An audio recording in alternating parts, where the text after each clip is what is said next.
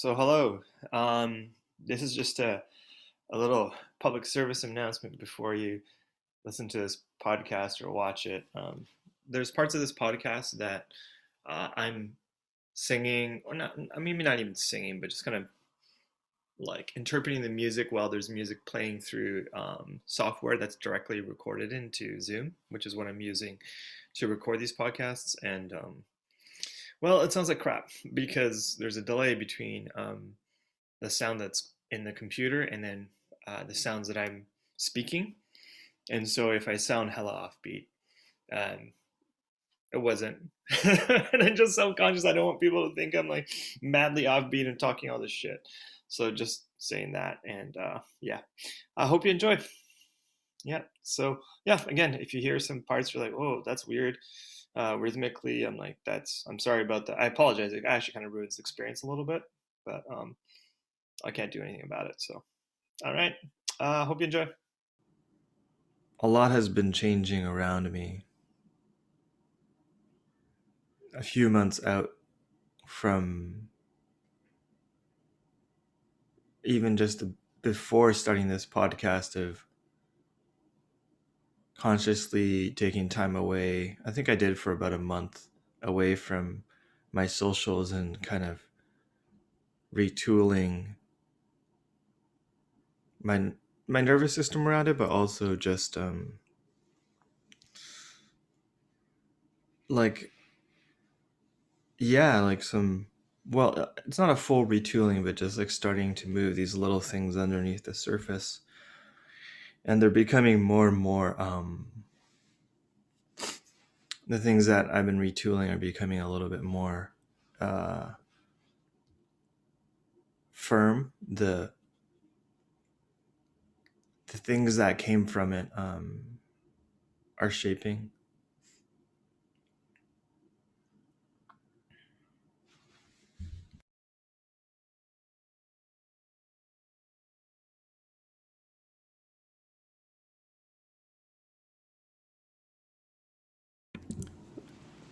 Sorry, I just had a sniffle and coughed. Um,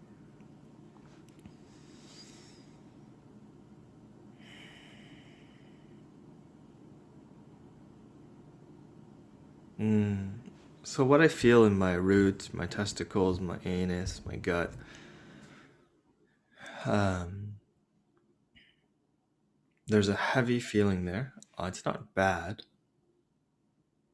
or more that I feel a heavy feeling that I can witness when I tune into the emotion that's there. It's a kind of sadness.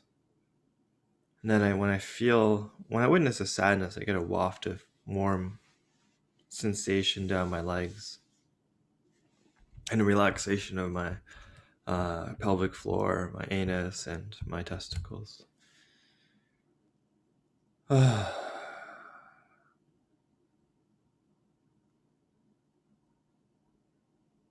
So the sadness.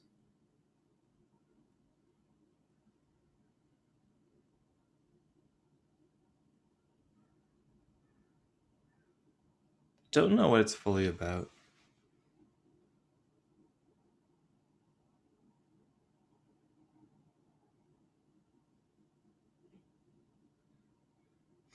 Interesting. Well, the sadness is kind of like a blues feeling. I'm gonna do something a little bit different.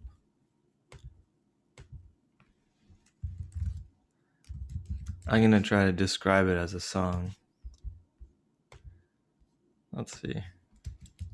Mind my keyboard. Oh yeah, there we go. I'm gonna play a song for you.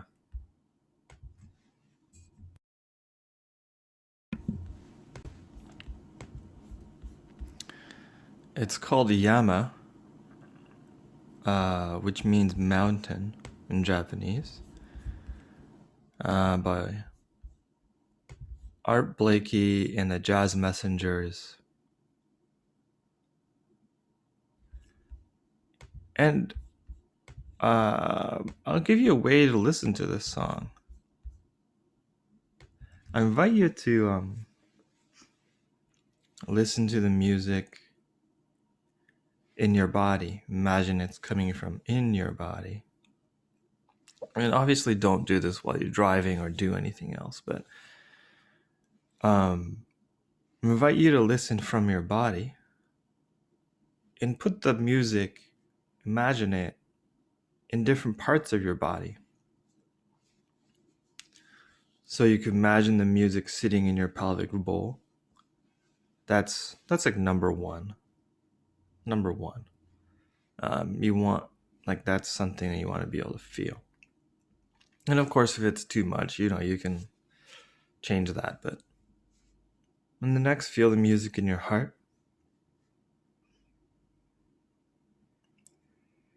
Right? And then next, feel the music in your head or mind. And then you can also feel the music in other places, like your thighs or your knees or your toes or your shins, calves, your fingers. And what you're going to do is, when you're feeling the music inside of you, you're actually even just going to imagine that it's playing from inside of you. And instead of trying to cognitively be like, this is how I move to it, see if you notice the small dance the body already does just by you imagining the music is playing from within you. There might be small little impulses and sensations that come. And you're welcome to just kind of feel into them. And if you want to explore them and make them bigger, those sensations, and turn them into movement, you can go ahead. But I just invite you to see what happens when you invite your body to experience music from the inside. And imagine it's coming from the inside of you. And notice something different. So this is Art Blakey and the Jazz Messengers. It's from the album A Night in Tunisia. This is one of the first jazz records that my father bought me. And the song is Mountain, or Yama, sorry. And I think it describes my mood. So I just want to play it out. I don't think I'm going to play the whole thing because it's rather long. It's jazz. So, but yeah, here you go.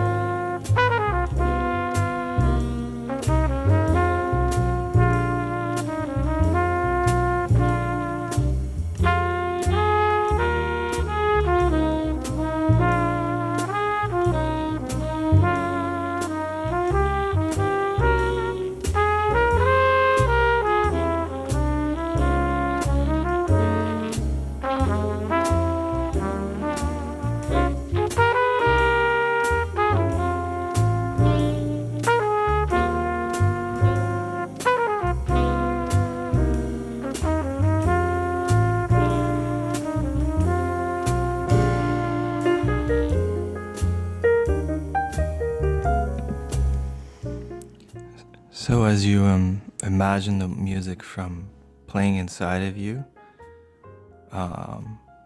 like that your body's kind of projecting it, not just feeling the music, but the music is playing from within you, you might notice little muscular twitches and things that are kind of beyond your thought that interpret the music, It interprets the music. Your body interprets the music without you specifically thinking anything.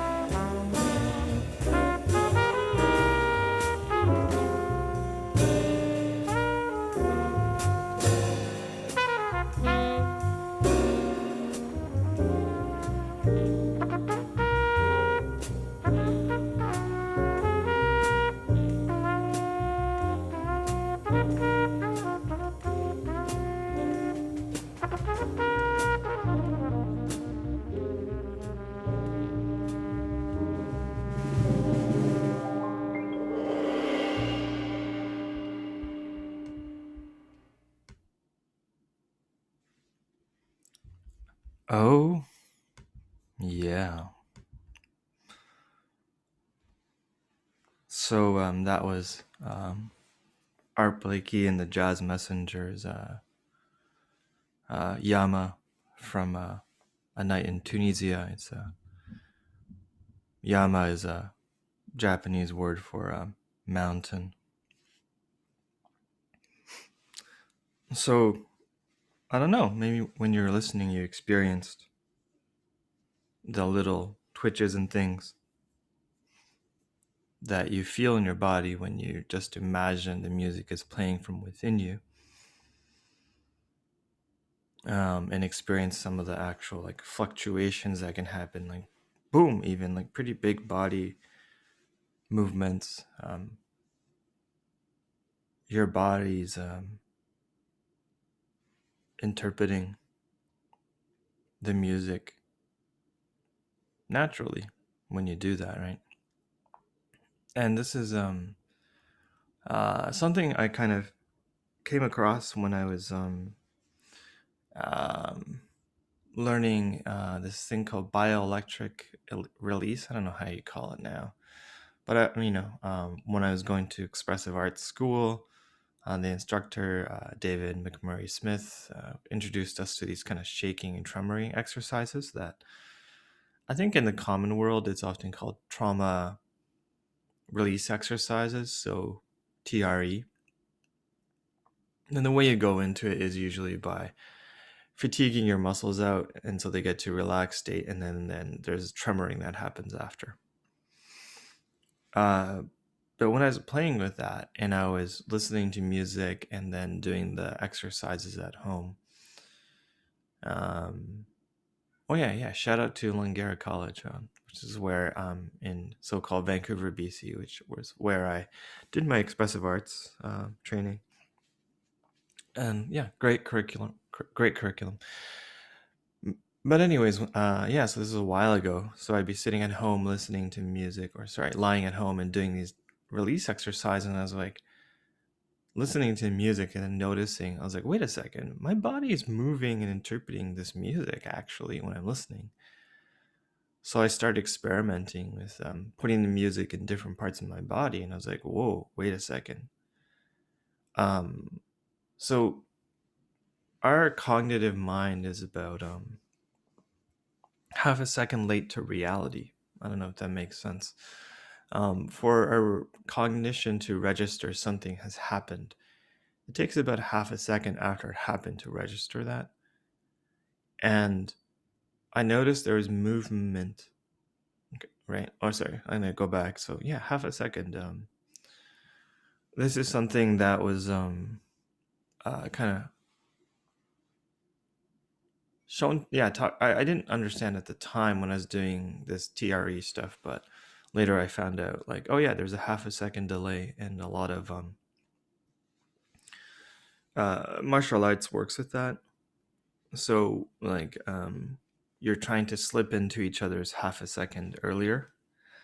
So if your cognitive brain registers things as happened half a second late, that means your present moment is the future that you're not aware that has happened. And actually, even let that land. Let's see, let that land in your body. Every moment that you're experiencing right now is already gone. It's like the light that has left the sun and has yet to hit the earth. It's that time delay. The world has already shifted by the time you're aware of it. Um, the world has died by the time you're aware.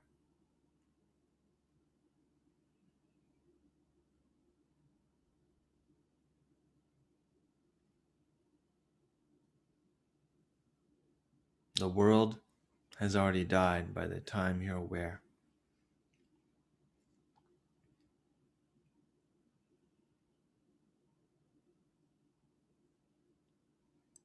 Now, if you want to live in aliveness, and this is not me being death negative actually, but if you want to live in the world with all the beings that actually exist, this is the paradox. You have to go into the future, which is a half a second into the future from your cognitive awareness, where things are actually happening, but you're not aware of them yet, right? Paradox is that when you're really afraid, right? When you are afraid, and fear is fundamentally fear of dying, all of it. When it gets down to it biologically, that's what kind of it breaks down to in some ways. If you just follow all the ancestors of fear, they just kind of like mold into fear of death, right?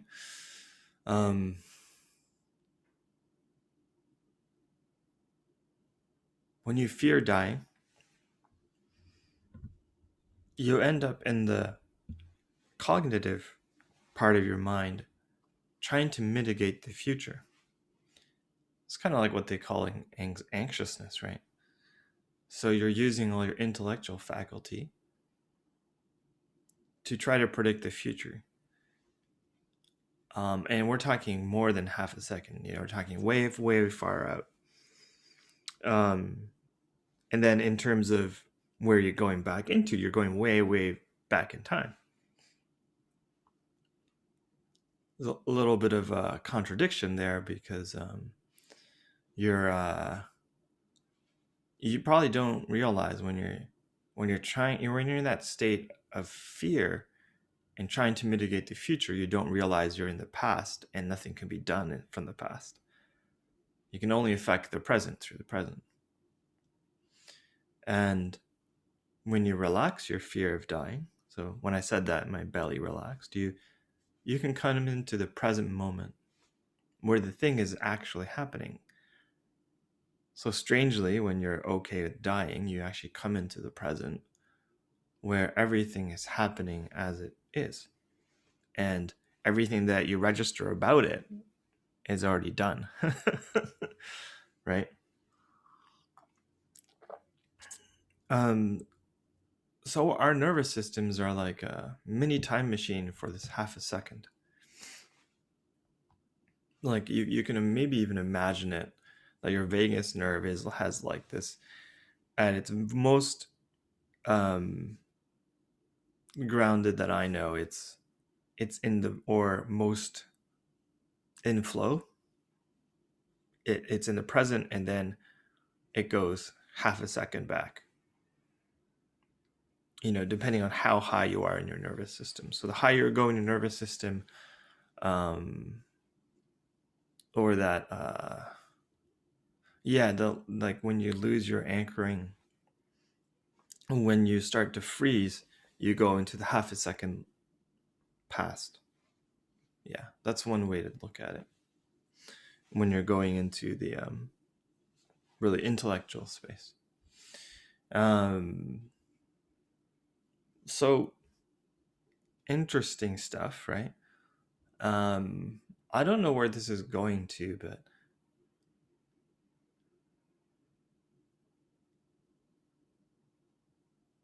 this is to say, let me reset here.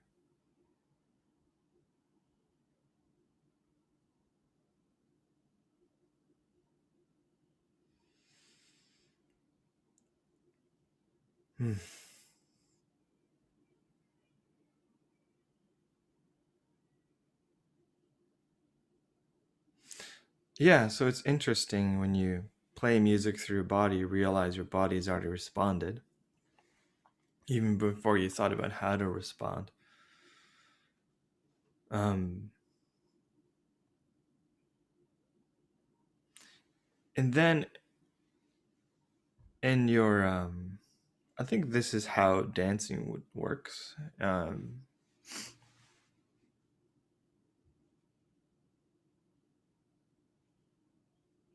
In dancing, you relax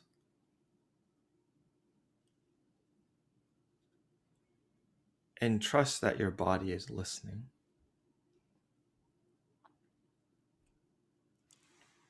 And you take these little impulses that your body's listening to, and you shape them. And this is this weird thing that happens, is that when you're dancing, when you get more comfortable, you actually feel internally, your felt sense is you're actually laying back in the music. You're letting the thing happen. And you're kind of landing your dancing and intention a little bit after the music has happened. I think this is actually kind of a trick. I've been always trying to understand this, because the internal felt sense is very chill. And the music has already passed. So you're laying in the back of the music as a dancer. You're laying further in the back, more chill. And so you're interpreting the sensations that are coming through your body when you listen to the music, and you're forming them into things, forming them in. And of course, the weird thing is, when you try to think about dancing a lot, you end up in this weird place where you're anticipating. And when you anticipate, you actually end up jumping ahead of the music, although you're actually stuck in the past. It's a very weird thing. So you're stuck in, your body's kind of frozen in the past of half a second, and to the actual rhythm you're you're going to anticipate and go too early. This is a really weird thing. I still haven't quite figured this out, and I've been in my body, like a lot of people, for as long as I've lived. And I've been dancing for about a quarter, a little bit over a quarter of it, and I still don't get it. I still don't know how to describe the experience. Yeah.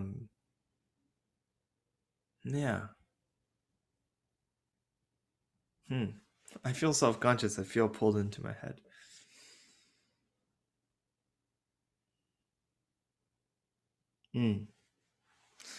Well,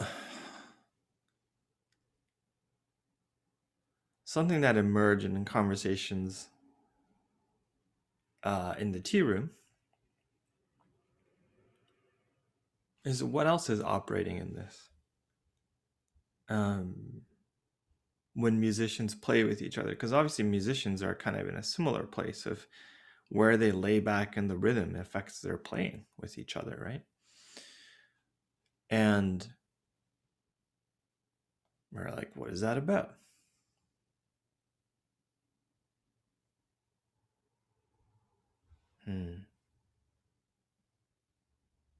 I can feel my mind suspended right now in that overly cognitive place. It's turning a wheel in my head. I feel like trying to figure out reality and it's getting stuck.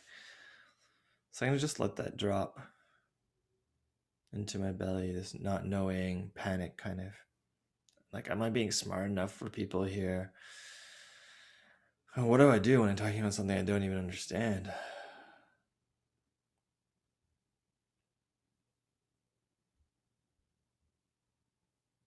Well, my thighs with their warmth say, well, it's okay, somebody will understand, they'll explain it to you.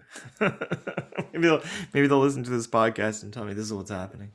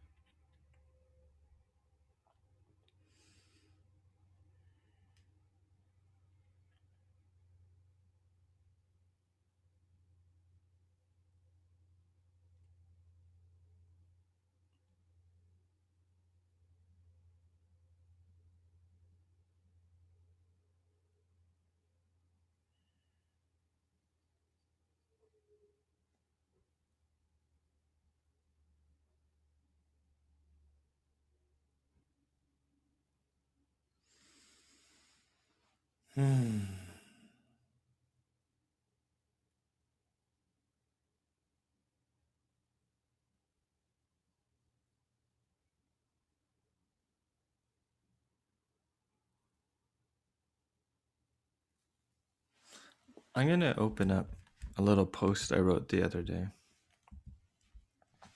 in the tea room about this subject because I think I'm feeling a little bit like, oh, where am I? What am I actually talking about? I want to actually be a little bit more precise, huh?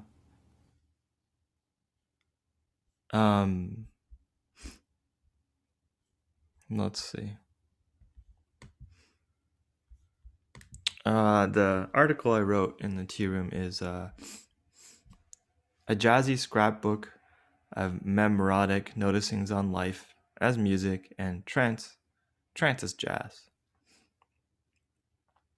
A lot of this is inspired by some conversations I've been having with Dare about what is actually healing when you consider that life is just music, right? There's always sounds and things going on around us, and in the same way we have just kind of this open stream of thoughts, feelings, and sensations and images coming to us all the time. So just as much as there's always sound in our environment, that is music, and then we create music with a big M. You know, our lives are similar. We always have things going on in our bodies, and experiences of life or in our perception, and trance states are a way to actually just play with that and also organize them at the same time, right? So yeah, I'll start.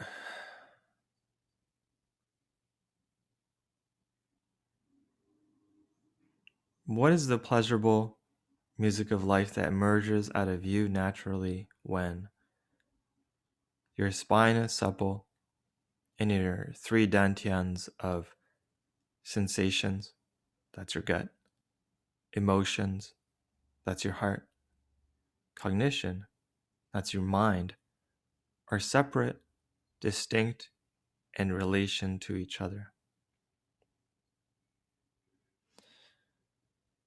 When you're oh yeah, so your dantians are essentially your three major neural networks, right? Your hara, your gut, your heart, and your mind.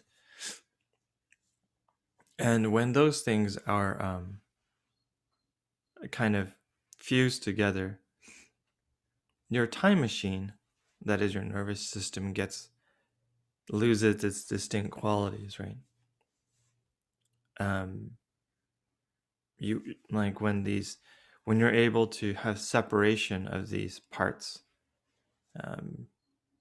and not collapsed, you're better able to sit in those different times, the half a second late cognition state, but you're not feeling threatened.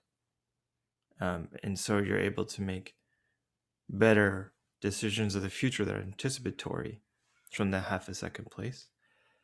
And then when you're better able to be in the present, you can play in the present moment. But when all these get jumbled up with each other, your system goes into anxiousness or depression, however you want to, however way it expresses itself. But and then when that's happening, sensation, emotion, and cognition become very entangled. I don't know if I talked about this on the other podcast, which may or may not be released anyway, so I don't really, I don't really know what to say. But there's a podcast I record. I don't know if it's gonna be released, but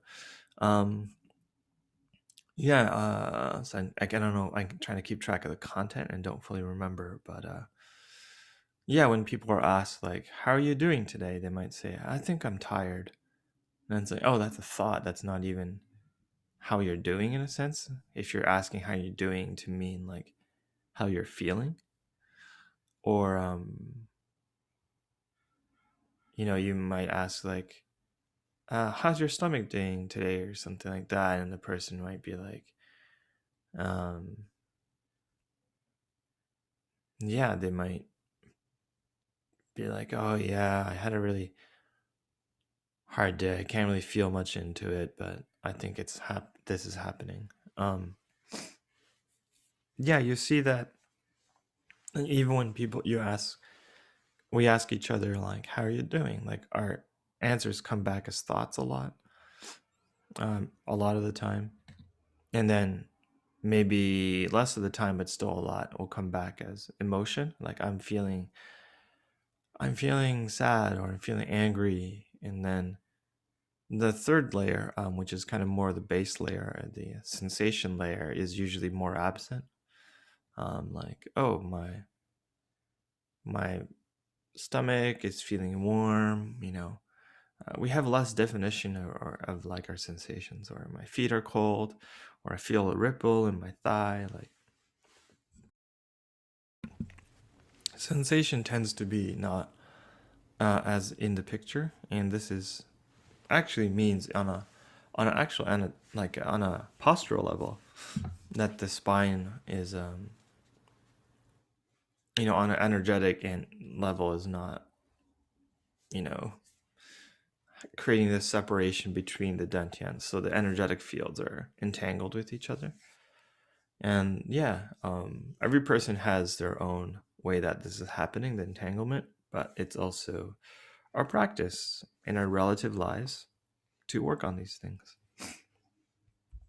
But yeah, this spinal fluidity, which is also the kind of ability to separate sensation, emotion, and cognition,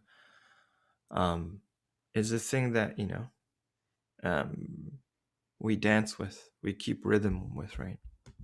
We create a wave in our body, right?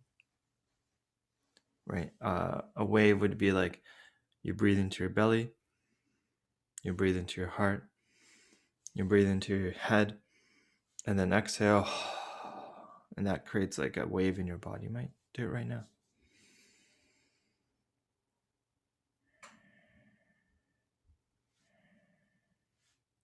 Exhale.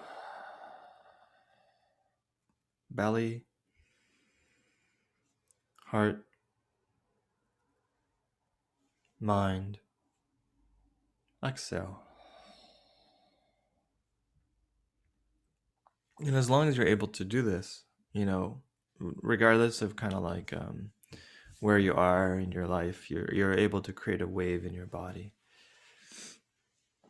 Sensation, emotion, thought. Exhale. And this rhythmic pattern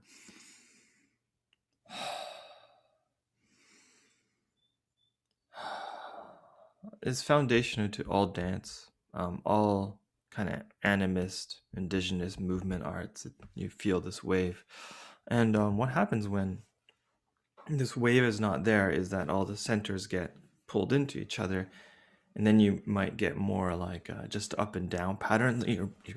You're just shaking up and down. And so what's happening when you're shaking up and down is that you're not able to transfer your body weight without jumping your weight. Whereas if you have this wave, you can transfer your body weight in a kind of three-dimensional way in space. Whereas if you just have your centers are fused together, you just jump up and down, and you're essentially in a two-dimensional movement. So to be able to three-dimensional, you have to have some awareness of being able to separate these three different major parts: your head, your heart, and your belly, and move them separately. Which is why dancers train in isolations. Big reason why. And it's connected to kind of separating sensations, emotions, and thoughts. And so when you're able to dance that in your body, when you're able to use your spine and dance those three centers differently, you actually also gain, relative to your own skill level, relative to your own capacity, skill level and capacity, they're not quite the same thing, but the ability to dance your sensations, emotions, and thoughts, modulate them. So that's to say, like,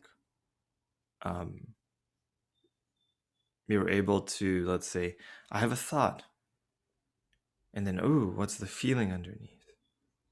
And what's the sensation underneath? And be able to move through those layers, kind of dive in and out. You're able to do that. This is part of like understanding trance is music. So you're like, oh, I feel this sensation coming up from my body. My leg is vibrating. What's this emotion? It's sadness. Sadness that's shaking to be seen. And I think this is about all of my last year of my life. And when I notice that, a warm feeling goes through my legs.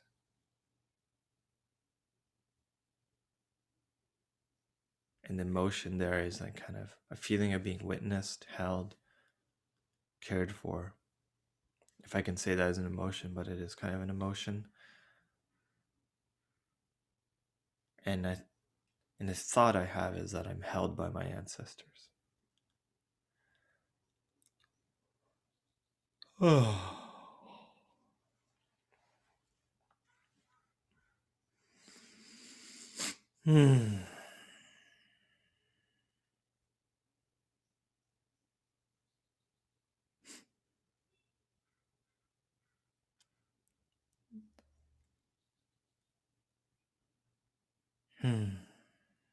So now just savoring the warmth and that feeling of being held by the ancestors, being witnessed, all three of those together, but separately, distinctly, but all on top of each other, like different parts of the music landing together.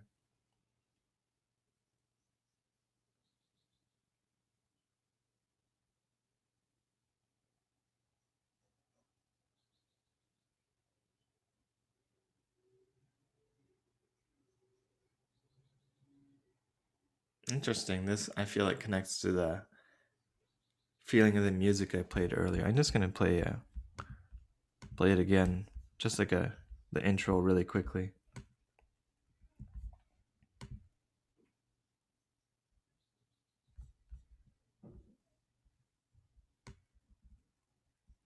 Oh, it's not playing? What's going on here?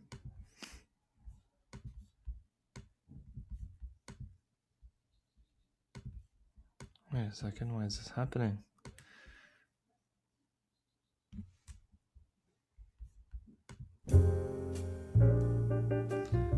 There we go.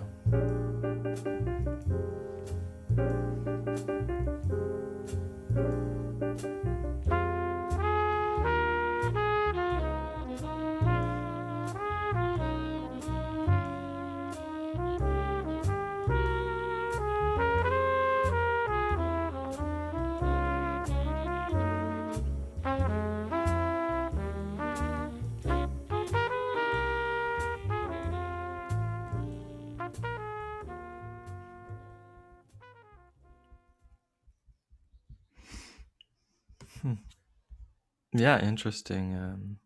That song is exactly kind of how my body felt. The layers of sadness, warmth, witnessed by ancestors, the speed of the song. Hmm.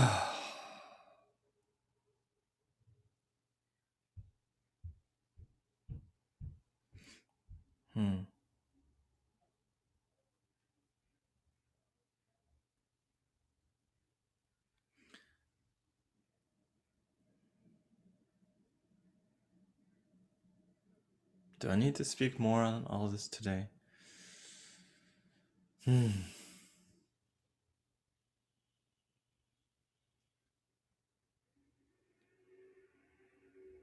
could feel light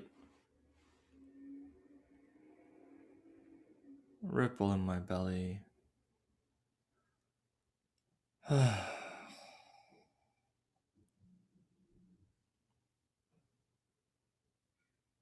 Yeah, I can speak more. I can speak a little bit more.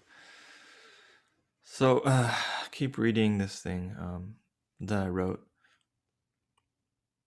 When your mind is held in non-dual suspension, so you can track the animatist, that's energetic, animist, that is dream, and consensus realities of the world together.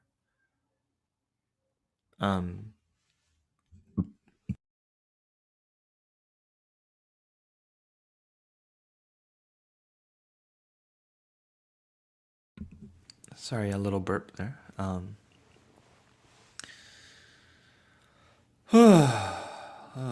Oof. Yeah. So the world, our experience may be broken down into three types of reality broadly. This kind of came from the scaffolding for this came from Worldwork for me. Worldwork process work. That's the work of Amy and Arnie Mendel. And they described the world as having three basic layers. It's kind of the consensus reality, which would be like, Tada is an Asian guy in Vancouver, BC, recording this podcast on a MacBook Air with a Blue Yeti mic. That's consensus reality. The dream world underneath would be more like, yeah, Tada is actually a composite of relationships with their ancestors, other beings, and there's a dream world of the unconscious that's constantly dreaming through Tada, and also the beings around Tada, and they interact as one larger dream underneath.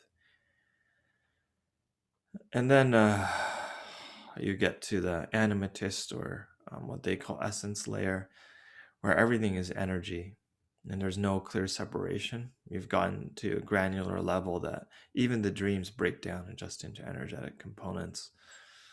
And it's just energies in stasis and flux moving around. And this is kind of what, in Amy and Arnie's work, I think they point to this energetic layer as kind of the base layer where you feel this connection between all things, that allow this feeling of connection between all things, interrelatedness on a very granular level where everything's blended into each other. We can surface that truth into the dream layer, and bring the dream layer into more harmonic experience where all beings are belonging. There's energy moving in there.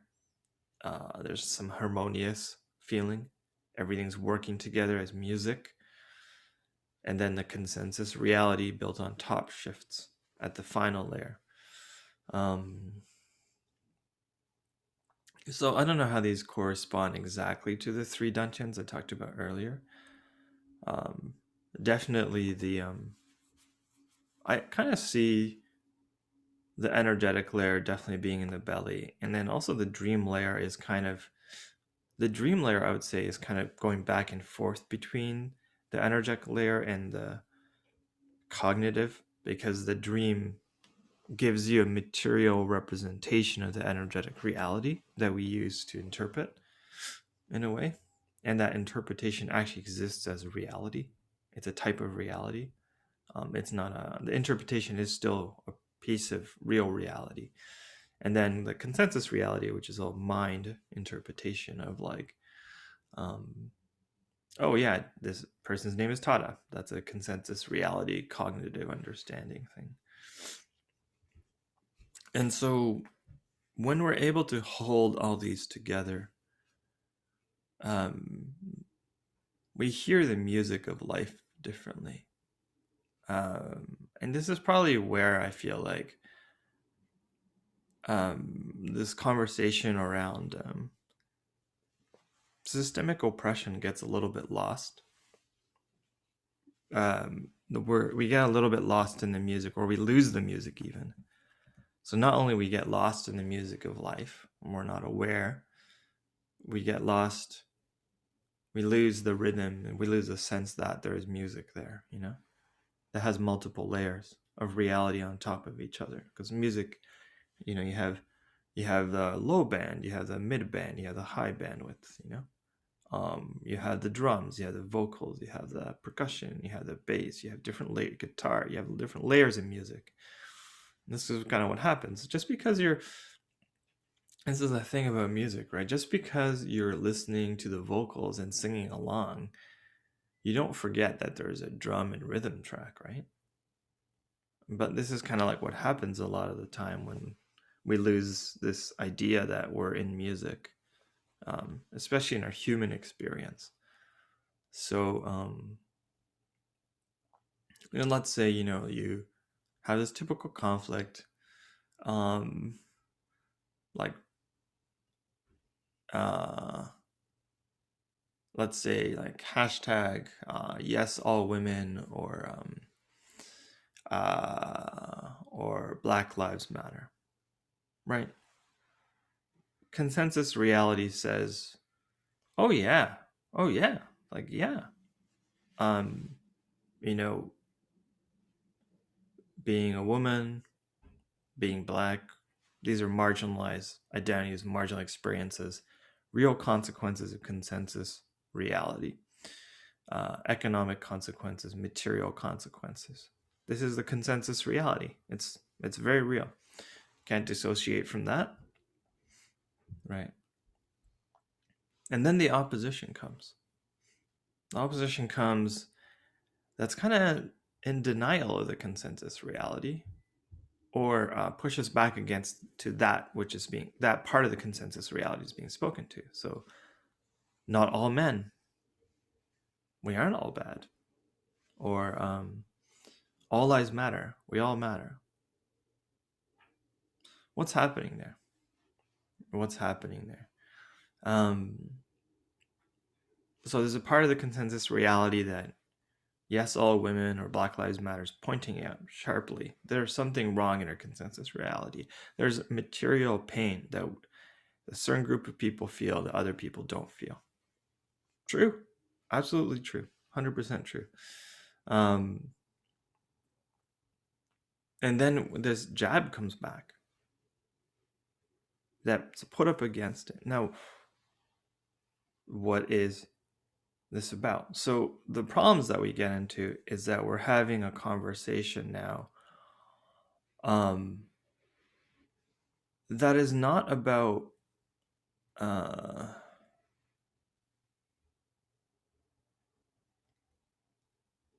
that is a little like, we have to notice the other layers that are going on, and I'll get back to this.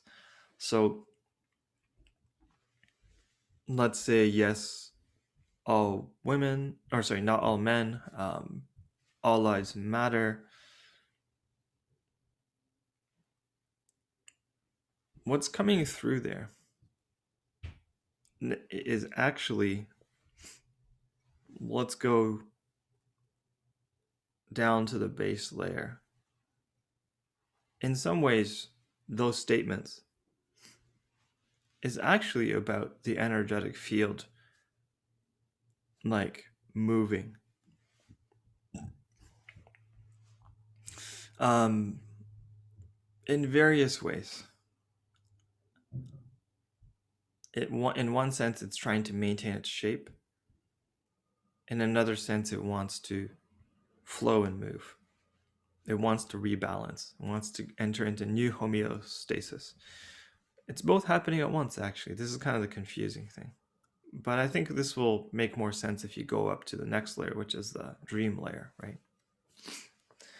So not all men, all lives matter. If we listen to this in the framing of our, like, arguing about the consensus reality, we're not going to really understand what these statements mean. Because of course you're going to say like Black Lives Matter means all lives matter, and yes, all women doesn't mean that all men are bad. Like, they're not refuting things, right? But on the dream layer, this is the realm of ancestors and other beings, right? Something is speaking through. There are beings that are feeling unwitnessed, unseen. When people say all lives matter, there's some part in the dream world around, in this case, around masculinity and whiteness. There are beings that are related to those things, that are those things, that is like probably masculinity, that is whiteness, that don't feel seen. And so the dream layer revolts back, right? Does that make sense? The dream layer is saying, before we move this energy and harmonize, we want to be seen. We want to be seen. Yeah, dream layer is not actually seen, because when we talk about there being a lot of space and privilege for men and white people in the world, right? This is based on our consensus reality. Like, oh, white people take up all the space, men take up all the space, take up all the resources. This is a consensus reality of what's happening in there. In the dream realm, the same thing might not be happening. Masculinity, whiteness don't feel like they get to explore themselves, don't feel full, feel hurt. That's the dream realm, right? So the consensus reality in the dream realm might not align. And this is to say, like, it's not like, I'm not saying that like somehow in the dream realm femininity or blackness is not hurt. Of course it is, right? But what happens when we try to address these things in this consensus reality, you get a bite back from the animist realm. And so the jazz of this all, or the musicality of this all, is able to be like when you are like hearing one thing, you're not making it mean the other. This is the skill, right? So when you're hearing Black Lives Matter, you know that all lives matter. And it's actually, they're like, all lives matter is actually in some weird way like the most base layer. It's the energetic layer. It's saying everything matters. Like, yeah, everything matters. But you don't have to escape into everything matters and delete this consensus reality where Black Lives Matter, right? And I'm just saying Black Lives Matter is just like this energy of saying like there's a consensus reality issue that we need to pay attention to. And all of these can layer on top of each other at once. You're able to hold so you're able to hold that all lives matter, everything matters, because all things are interrelated, right? And then the animist realm, you see all the ancestral trauma and the workings of each other. You see that both whiteness, masculinity, these things are actually in pain, in the same ways, in similar ways as everybody else is in pain, actually, in the dream realm, that are in conflict. Beings that are in conflict in the dream realm like this way usually are in pain with each other, right? Let's be real. And then there's a consensus reality where there's a huge distortion of material resources. And all these things are happening together. And so in our cultural conversation, there's often bypass and fixation. So what happens when we over fixate on consensus reality, going like, this is the thing that matters, this is the thing, this is the material imbalance, right? And then if we get into this whole like everything is connected, we don't like it's all love, then turns into like bypassing reality. There's no connection between our perception of the energetic, the dream, and the consensus reality world. So our work, regardless of what realm that we're playing in, we're not losing track of the overall structure of the music, is that there's different layers in the music and they move differently, although they're interwoven on top of each other, right? You can structure this out in a few different ways. You can say that there's like different modular time lengths in music. So let's say there's like a bunts, right? Bunts is like maybe the most basic layer, and then the bigger layer that holds the bunts would be like bunts bunts, right? Like, and then the bigger layer that holds even all that, it's like bunts and bunts and bunts and bunts, right? And all these rhythms exist on top of each other: the fast, the medium, and the slow. And the slow kind of, in this case, corresponds to the energetic layer, and the medium is the dream world, and the fast is the consensus reality, right?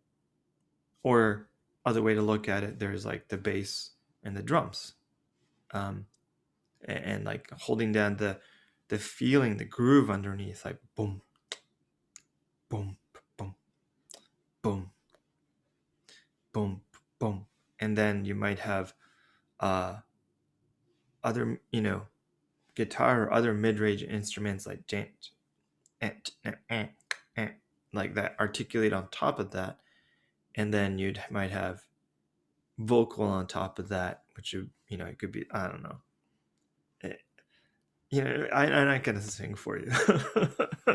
It could be like, I don't know, yeah, what what I'm saying. I'm not gonna sing for you, or I'll play, maybe I'll play some music. Yeah. Okay, I'll play some music. That's so annoying. I'm so embarrassed. Okay, I'm gonna play "I'm Hot for You" by Lil Louis. Let's try this out.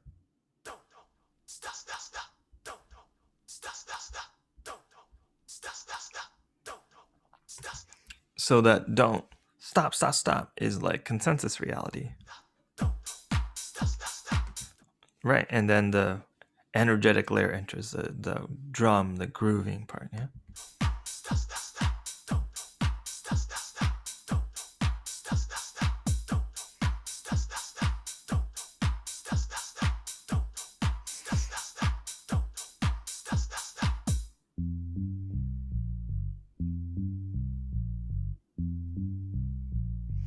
So the bass that enters, I would say that's actually more like it's pretty distinct from the drums. So I can just say that's like kind of like the dream, the second layer. So you had the first layer, which is the consensus reality, stop, stop, stop, stop, came in, and then the drums, which is kind of like the bass layer, the boom, boom, and then the bass coming in as a kind of the dream world second layer. It's like boom, boom, boom, boom, boom, boom, boom, boom, boom, boom, boom, boom. All right, so let's track it all at once.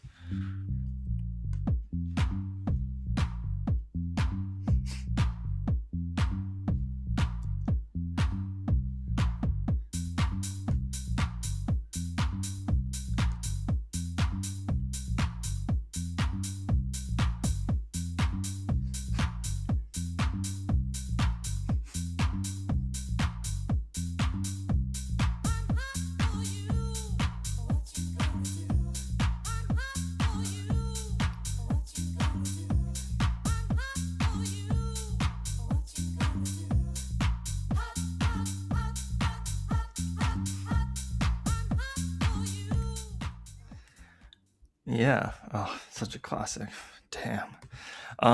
So yeah, that I'm hot for you. That's like the consensus reality layer, right?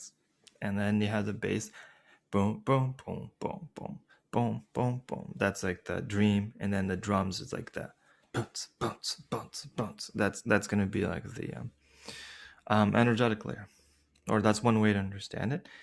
And when you're dancing, you can dance to one part. You can be like, I'm hot for you. What you gonna do? I'm hot for you. But like that doesn't mean you're losing track of the other instruments. They're not gone. And then you can dance to boom, boom, boom, boom, boom, boom, boom, boom, boom, boom. Doesn't mean you're gonna lose track of I'm hot for you or like that, but like, or when you're hearing the drums, it's like you can dance to the bunts, bunts, bunts, bunts, bunts, bunts.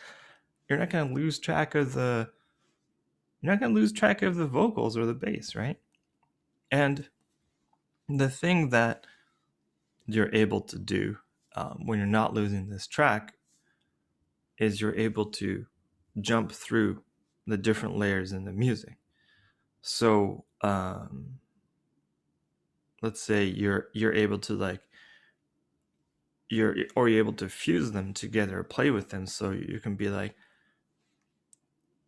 so instead of like what you're hearing is like boom, hot for you, boom, boom, boom, boom, boom. Does that phrase make sense? I was just kind of putting it together. It's like boom, hot for you, boom, boom, boom, like that. That little thing I just said with my mouth. Tried to. It's easier for me to dance this, to be honest, but actually picks up parts from all the different layers together, right? Does that make sense? I'm gonna play the music again, and for the people on video, they'll get it. If you're listening, maybe you won't. Okay, let's see. Okay, I can try it with my mouth. Ha ha ha ha, boom, boom, boom, boom, boom, boom, boom, boom, boom, boom.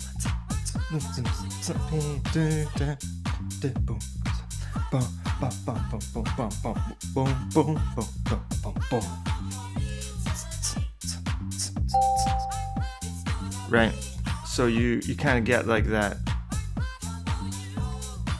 I'm wondering, yeah, does that make sense?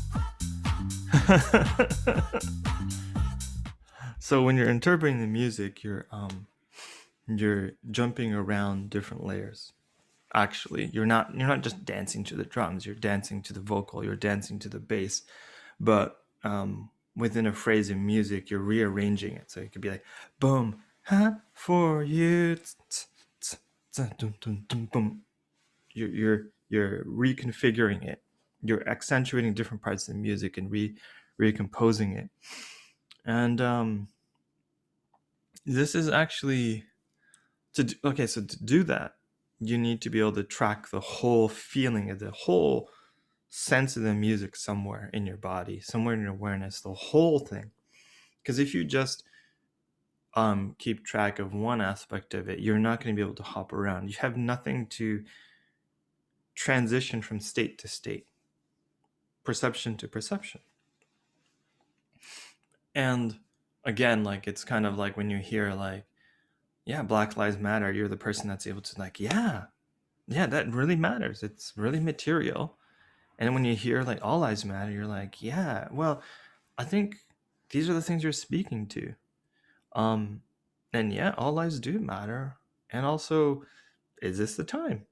But where's the time? I can create the time. Or can I play with you? Can I play with you? You can start to do this.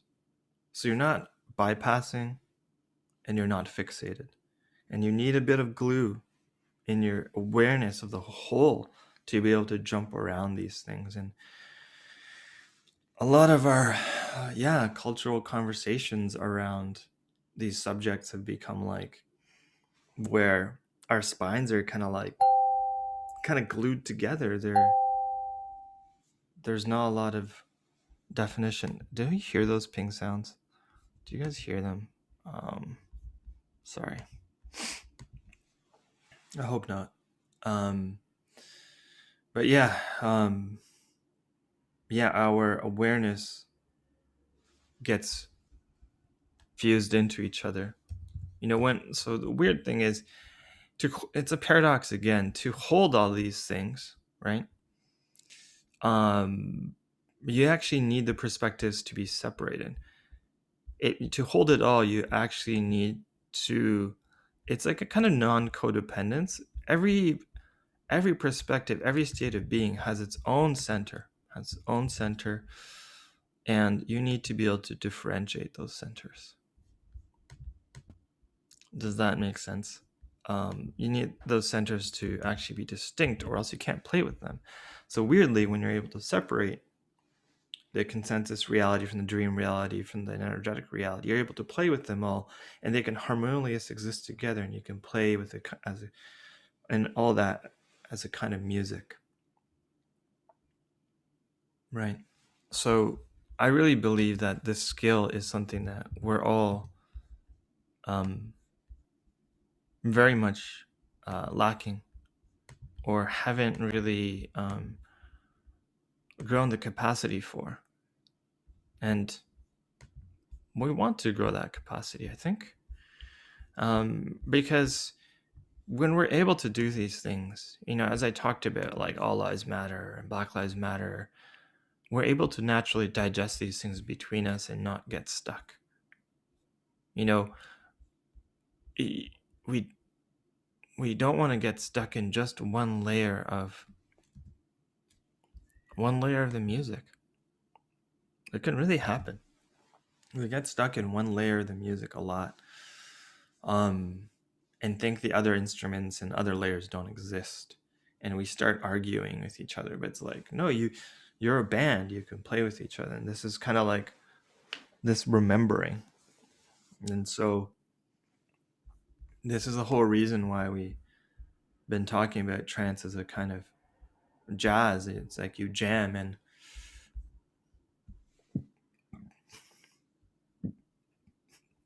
we're changing a lot of the ideas about what healing is. In my little circle, I find like I'm starting to see like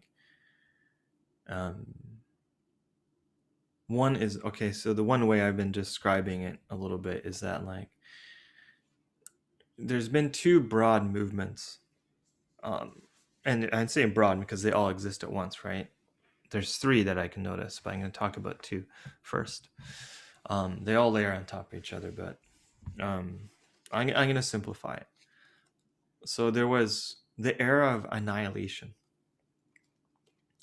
Annihilation is like the primal scream therapies of like the 60s and 70s. A lot of catharsis. It's kind of like the hippie era, people shaking and screaming and pounding and wailing and crying, and they're having these huge peak experiences, and essentially a kind of ego annihilation. And there's lots of pleasure in that, lots of joy. And then people are like, oh, wait a second, we're re-traumatizing ourselves. And this is mostly, we're talking about whiteness, right? White culture here. That's kind of the central axis I'm speaking in. And yeah, it's very real if you don't have separation in your spine energetically of thought, emotion, and sensation, and you go into these high peak states, you're gonna blow yourself out. That's real. And that's fine also. It's kind of like, it happens. I've done it. I still do it. But here I'm gonna get into something here. Okay, so the response to that is titration. It's like, oh, let's take little droplets and little stimulus and work on them and discharge them in a small contained way. So now I think now this titration thing is like the thing. And some people around me, you know, folks, you know, a lot of BIPOC folk around me have recently. I don't know if they want to be named, so I'm not going to name them. But there's a person who's a practitioner, who's a non-white person, who came up to me and was kind of like, they had this experience, and they're like, you know what, like, titration is for white people, and I was kind of like, yeah, you're kind of right. I've been like down with titration for a while, and I'm like, people actually, I've been even about a year ago, I was kind of like, this titration thing gets into this weird place where people like freak out if it's not there, and they feel like, oh, it's not trauma safe, this is bad, and this weird thing happens, you know. And I can notice in a lot of like, frankly, white somatic therapists, or even in their own experience of the world, if something's not titrated, they freak out, and it's like, what is that? Really? I've been wondering about that. It's like, it's very fragile. It can be very violent when people try to protect their entitlement to titration. Let's put it to you that way. Yeah. And yeah. Yeah, it can be very, very violent when people are entitled to titrating and trauma safety, quote unquote trauma safety.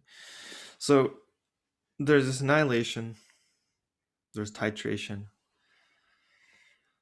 And you know, titration is the latest paradigm that everybody thinks is great, and all the white people love it because it, you know, it is kind of tuned to their baseline capacity and fragility, essentially. And something else emerges is that, like, oh, in between annihilating and titrating, what exists? The two kind of opposites. Well, if you think about it as a dance class, it's like the annihilation is like just watching people jump up and down obsessively to a song, and you're like, okay, cool, you're getting stressed out, but it's not music, or it's not like skillful. It's not fun to interact with or anything. It's not playing with the music. It's not interpreting. It's not in multiple spaces at once. It's kind of like, just like, oh, you're just jumping up and down. It's very two-dimensional. Very two-dimensional. It's re-traumatizing because it is two-dimensional, actually. Two-dimensional. And then the response as titrating, which is kind of like, okay, it's like going to a studio class and going, and one, and two, and one, and two, and one, and two, and one, and two, and one, and two, and very light steps, very simple, very small. This is all you need to learn today. That's kind of what titration is. Modulation, that's kind of what I'm going to call it.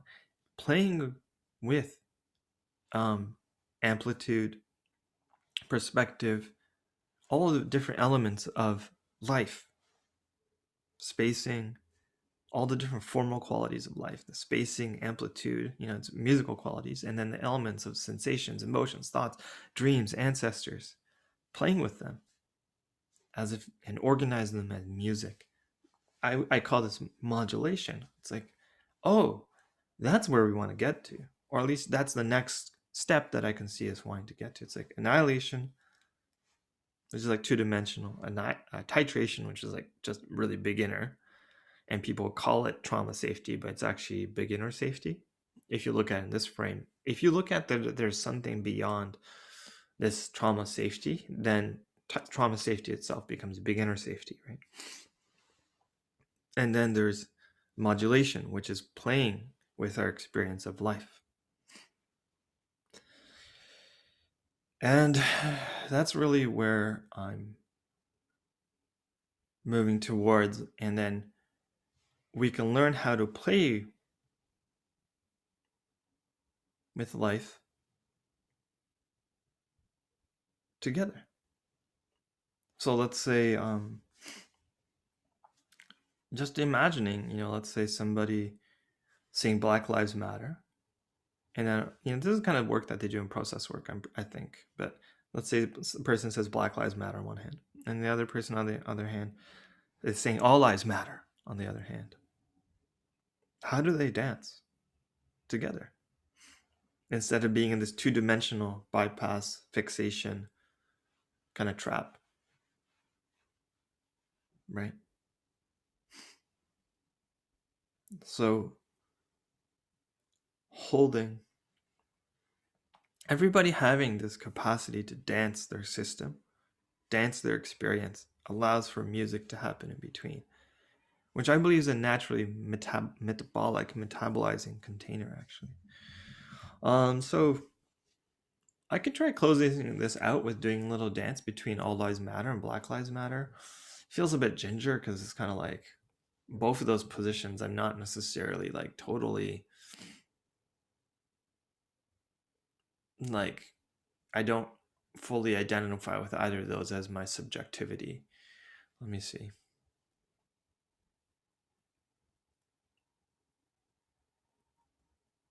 I'm gonna take it in a different direction because it's kind of like being like, oh, I don't know if I want to. Wait, am I afraid of dancing on camera and capturing this all? I think I'm just sensitive to like maybe not. Yeah, I'm a little bit feeling the taboo of representing those voices in the conversation. I feel like I maybe need a little bit better of a container than this to actually do that. Be hard for people to understand, maybe. Or let's see. I'm gonna tune into my gut to see how we can close this out.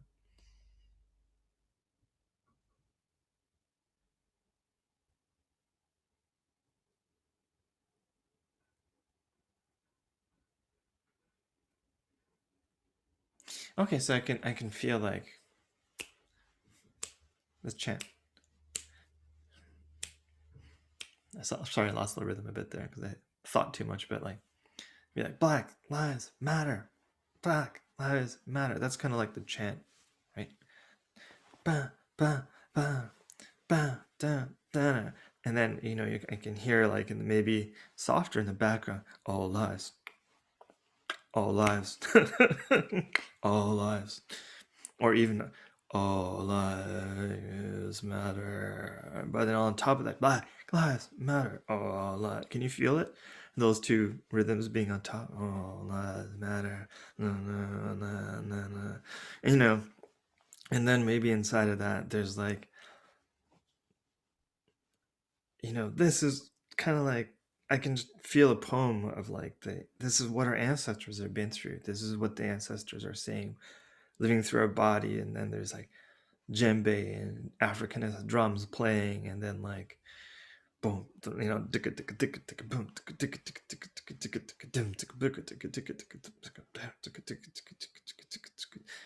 and then I'm like, on the other side, maybe there's like the All Lives Matter people are like kind of frozen in front of these drums, being like, oh, they're like in their frozenness. They're like, oh, we can't move very fast to this rhythm.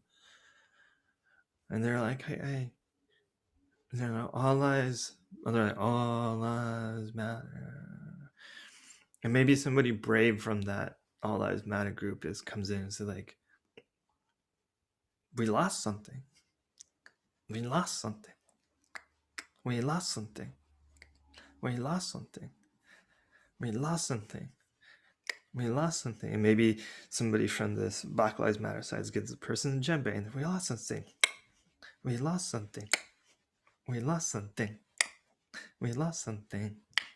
We lost something. And then, on the other side, there's like, boom. We lost something. We lost something. We lost something. We lost something.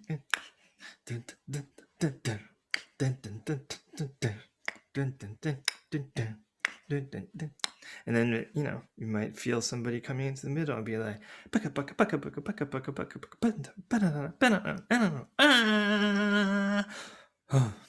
that's modulation, right? Amplitude. We lost something. I don't know. I'm kind of like letting it riff, but I'm just trying to give a picture of like what is it like for people to actually be able to be in rhythm. And of course, like, and then you might notice that all lives matter field is actually is really joyous. And like, oh, it's like all rhythms matter. All rhythms matter. They can all weave on top of each other. Like, oh, all rhythms matter. But what needs to happen is perception of all rhythms mattering. And you're like, you're in relation. You have to play in tempos that make sense with each other.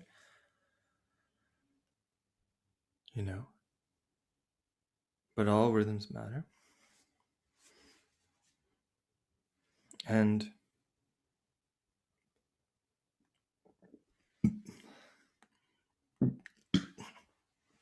so when all rhythms matter, and then I can feel like Black Lives Mattering, go like, yeah. They're like, that is the voice of our ancestors.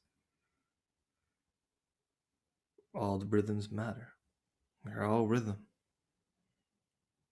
I can feel when I say that, I can feel a drop in my body, and then, yeah. And then all lives matter people going like, yeah, we've been saying all this, but it's just in our heads. We actually lost our sense of, we say all rhythms matter, but I don't know all rhythms. I don't know rhythm. I don't know rhythm. Or I can remember rhythm. Like when you gave me the djembe, I felt my ancestors. Like, oh yeah, my ancestors used to carry one of these. And I can hold the pain of this feeling foreign to me. I can feel when I hold the djembe, I can, and don't try to get into being anything other than myself. I can feel like this belly grief and grounding in the grief when I hold it. And I try not to escape into your identity. I can be myself and still hold this thing. You're like, yeah. Like, yes, sibling, right? So all rhythms are mattering.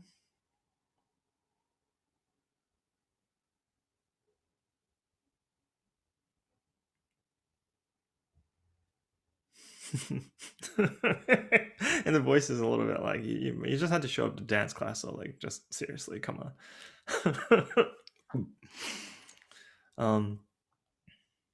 Yeah, and me as the dreamer of this, I'm feeling a little bit of, I don't know, feelings in my belly there, a little bit stuck. What's there for me? Oh yeah, interesting. Me as an Asian person. Oof. Oh yeah, me as an Asian person. You're like, Asian lives matter too, or Asian perspectives matter. We see all these things in a different way. I'm part of the game board as well.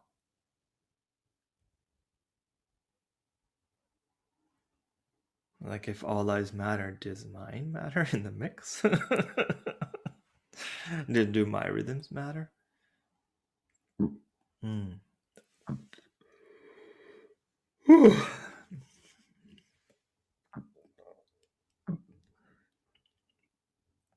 So I can feel like the kind of Japanese folk song, like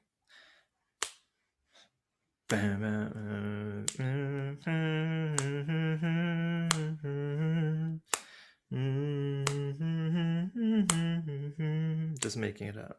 And then boom.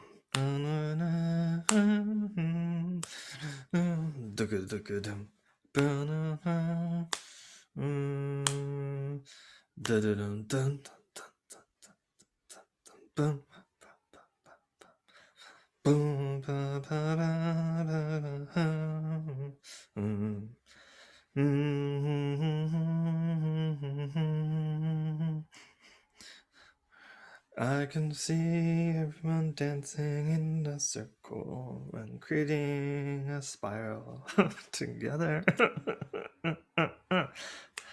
All layers of reality playing on top of each other. So embarrassed.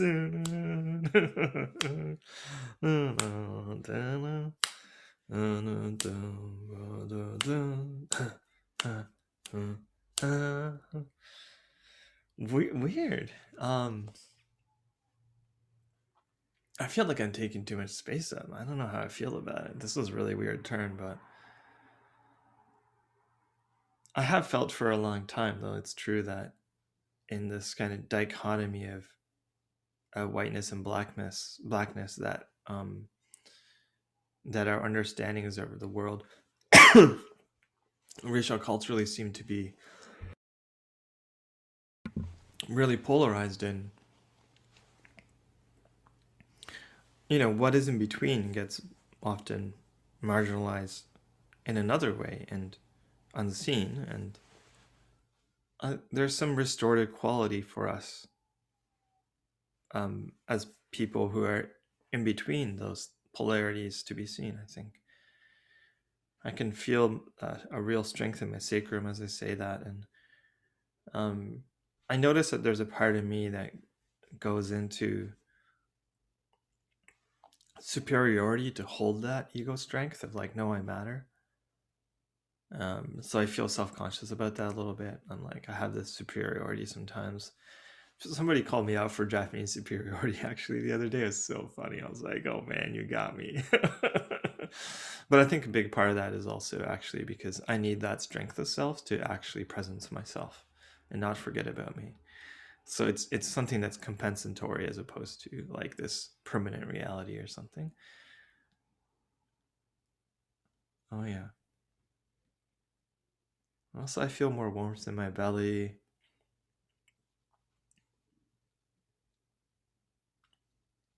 Yeah, and just noticing everybody around saying, oh yeah, we learned something today. 3 different layers of reality. We can play in them. Notice which layers people are speaking on. And they might even be speaking all 3 at the same time. You know? Like, let's say when somebody, is talking about anti-blackness, when they're talking about the material reality of being black, the issues and pain with that needs to be compensated for in a material way. Compensated meaning like imbalances need to be shifted in a material way. And they're also speaking for ancestors who've gone through pain and hell, and all those beings coming through nervous systems. And also speaking for fear of death, which is what anti-blackness ultimately comes down to. Fear of earth, fear of death, fear of eros. And on the energetic layer, there's still, the person who's speaking that also can hold that everybody's life matters. Everybody's rhythm matters. Everybody's presence actually matters. And all 3 of these can be held at the same time, right?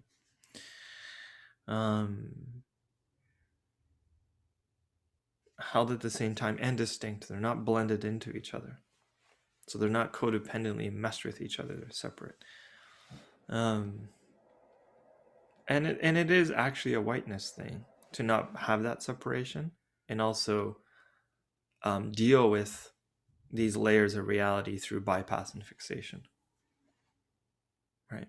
But when we untangle these layers of reality from each other, gain more clear resolution that they're happening all at the same time but are distinct, we're able to play in what Dare talked about. I was like, yeah, as a polyrhythmic experience of life. And so healing is just about regaining this polyrhythmic experience of life that we can play with each other, and yeah, we become better players of life. So there is skill. And I'm just gonna say,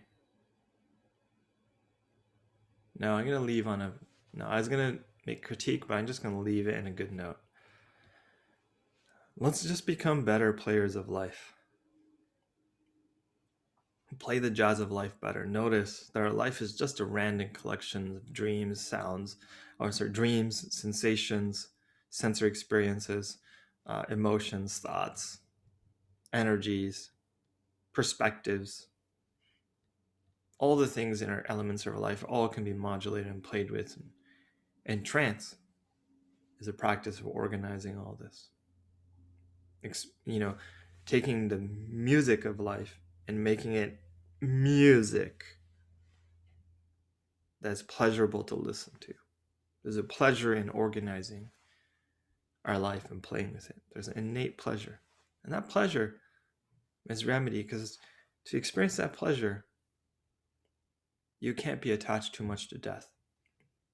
Or you can't be too much in fear, because then you're going to be in the cognitive, or your cognitive and your present moment and the future all collapsed into each other and entangled. You're not able to separate the three.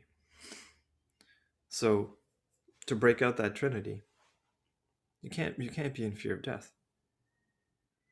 And when you move through that fear of death and untangle yourself, you get to experience the pleasure of life and how it's organizing, how it's rhythmically breathing through your body, how you're experiencing. You get to enjoy it.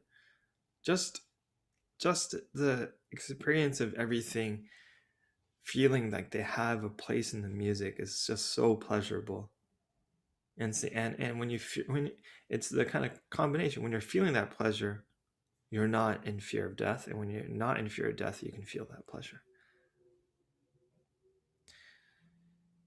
Yeah.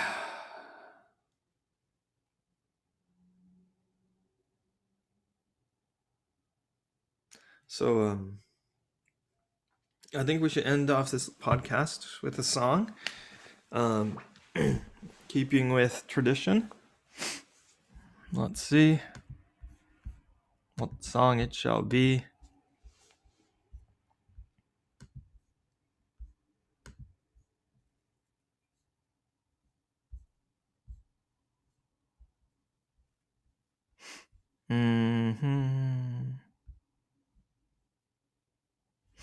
Oh yeah, I like this song. Let's try it. I mean, I can play a lot of different songs, but it's such a classic. Oh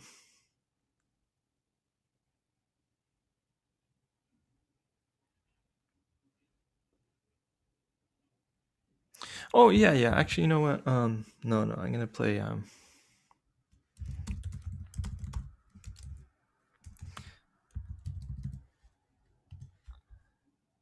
I like I'm gonna play "You Gots to Chill" by EPMD.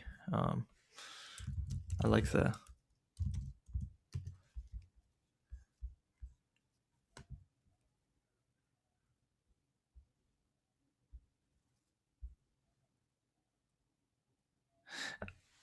I do it. Yeah, is this the song I want to play? Well, I love the Zapp song that more bounce to the ounce that this song is based off of, but I just love the.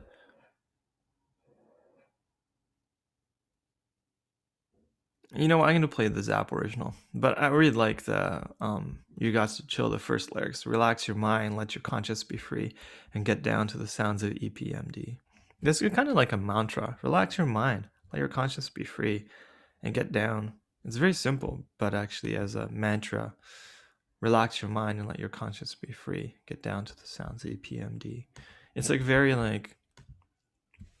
It's a mantra. When you relax your mind, something else moves. when you're not too stuck in your head. Same thing. Free your mind, your ass will follow, which is funkadelic. So, but let's play More Bounce to the Ounce, because you can feel. I love More Bounce to the Ounce because More Bounce by Zapp, because it really shows you the different. I invite you to meditate on the structure of the song, meditate on the different parts and how they layer on top of each other, how new elements come in and out, and think of that as like a dream. And just notice, I'll just play the song as an outro for like a few minutes, and I invite you to experience that song in your body again. You put it in different parts of your body. You put it in your belly, put it in your heart, put it in your mind, put it in your shoulder, put it in your knees, put it in your feet, put it in your arms, and just experience the music as it's playing from within you. And then maybe you even start to shape, you start to shape the stimulus a little bit. So you're letting yourself experience the music from within, and then once you're starting to get a handle of that, you start to shape it a little bit. You're adding a little bit of your interpretation. It's kind of like an algorithm you run. And notice the conversation in the music. There's a conversation in the music happening between the different instruments, and then your body can interpret that conversation, put together new sentences that modulate, like as in poetry, these different layers, and they correspond to different layers of reality. Actually, imagine it that way. So just invite you to meditate and movement with the music, and just like, oh, this is what life can be like. These can all be like desperate sounds that are just scattered, which is fine, but we can also arrange them, and then there's this like beauty in arranging them. And you can notice that when you create rhythm, there's the instruments and pieces can interact with each other, and they create new things together in that rhythm. And so just invite you to notice that, meditate on like the thoughts, feelings, sensations, imagining different layers of music, reflecting those different layers of reality, energetic, dream, and consensus reality. You're moving through all that. Even as you listen to the music, you're like listening to the bass part, listening to the hi-hat, listening to the voice, listening to the mid-range instruments like guitar, and how your mind is wandering through, or how your body is wandering through, modulating naturally through these different realms. Just invite you to pay attention. All right, let's go. More bounce to the ounce, and peace out. Oops. There we go. Sorry about that.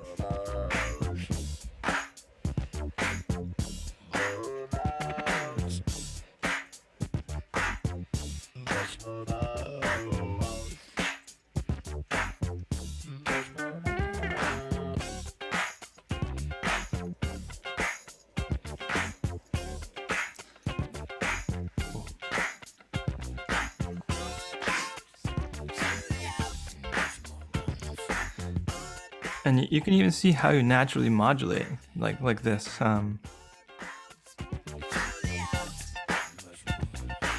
boom, da, boom, da, da, da, da, ba, boom,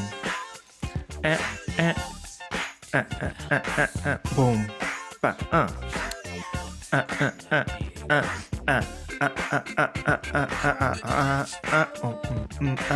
boom, da, boom, ba. So that's like a modulation, right? You're accenting different parts of the music, constructing different sentences by jumping through different layers, right? So you just feel that in your body too. You can do that in your body. Your body already does that naturally.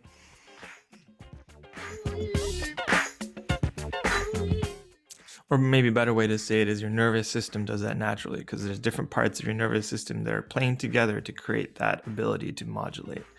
It's in your body. It's in the sense of it's in your sensory system of your body, and it's also in the mind. There's an algorithmic thing that happens in your brain that allows you to do that kind of manipulation naturally, following different parts of the music, constructing new sentences, weaving different parts of reality together to play. There's always room.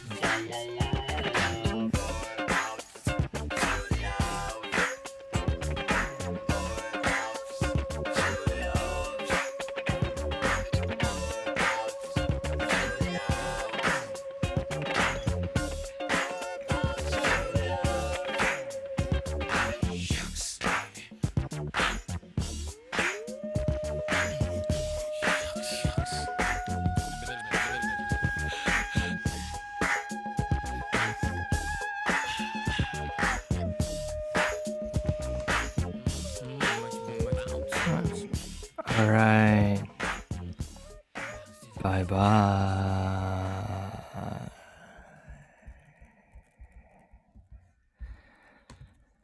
Bye bye.